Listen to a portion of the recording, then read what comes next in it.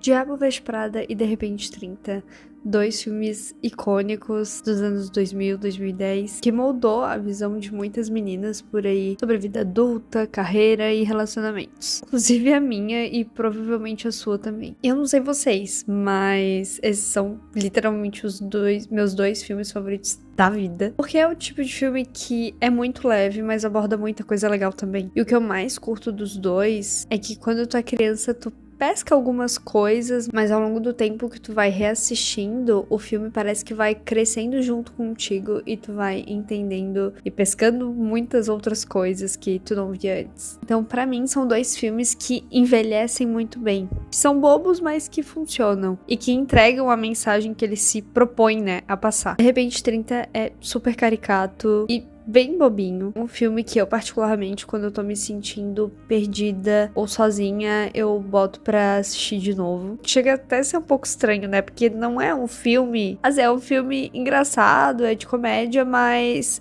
ele é até meio depressivo às vezes, porque ela a maior parte do tempo tá muito confusa. Mas é muito reconfortante pra mim. Ele acerta em cheio no sentimento e no processo também que todo mundo já passou na vida, que é essa ânsia por crescer, essa pressa, né? Mas também o desencanto de quando a gente chega na vida adulta e não é bem aquilo que a gente imaginou. Quando a Diana faz o pedido pra ela ser adulta, ela quer liberdade, sucesso e glamour. E é o que ela encontra de fato. A vida dela é maravilhosa, a gente não pode negar isso. Mas com isso ela encontra a solidão, desilusão, falsidade e uma versão dela que nem ela mesma reconhece. Desencanta com o namorado merda que ela tem, a amiga falsa que vive passando a perna, mas o pior que o filme mostra o quanto ela se corrompeu com o tempo. Deixou de lado os pais, focou 100% no trabalho e esquece de pensar nessas coisas simples e pequenas do dia a dia, que é o que nos prende como ser humano, né? E é engraçado como a pureza dela vendo tudo isso é a mesma pureza que a gente tem assistindo, né? E a reação dela vendo essas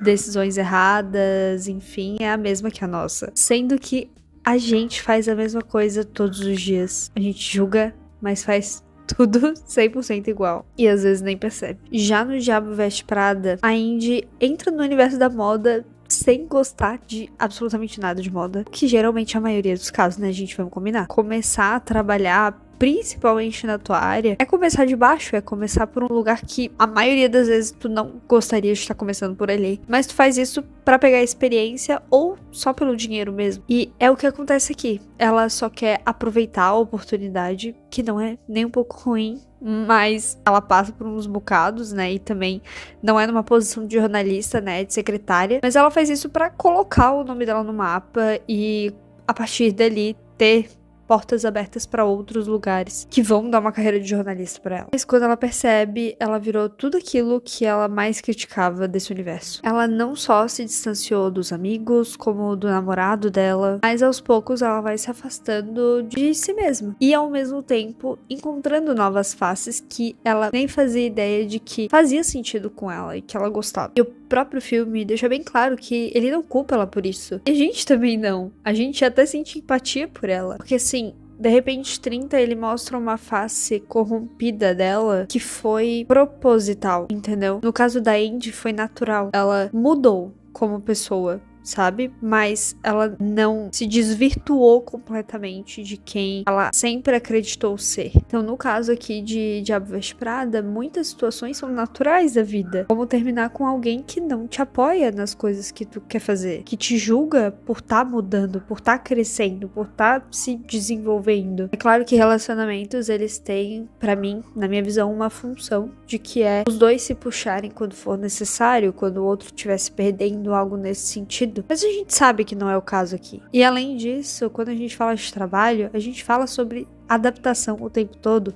Então é natural que ela precise se adaptar ao ambiente, se adaptar às pessoas, para conseguir pertencer a ele, pelo menos pelo tempo que ela espera ficar ali, não ser demitida, por exemplo. E aqui que tá o pulo do gato. Os dois filmes falam exatamente sobre as mesmas coisas, só que de formas diferentes. É sobre como a gente se corrompe na vida adulta. De um lado, uma pessoa que se corrompeu em uma pessoa terrível, que é o caso da Jenna, e aqui um processo mais natural e gradual, como é o caso da Indy. Eles mostram como a gente faz de tudo pra pertencer a algum lugar ou conquistar as coisas, conquistar sucesso. E claro que ambos os filmes tem esse arco de redenção da personagem, mas a verdade é que muitos de nós não temos isso, ou não vamos passar por essa redenção. Pessoas que literalmente se corrompem, pra elas tá tudo bem. Elas se encontram nesse estilo de vida, sabe? De passar a perna nos outros, ou enfim. Enquanto outras pessoas entram em colapso, às vezes até depressivo, por se encontrar fazendo esse tipo de coisa, pra sobreviver, sabe? Pra minimamente conquistar ali o seu espaço. De encarar essa realidade que é tão suja, e também como isso tá quase que intrínseco na vida adulta. São dois filmes que pra mim te fazem lembrar do porquê que tu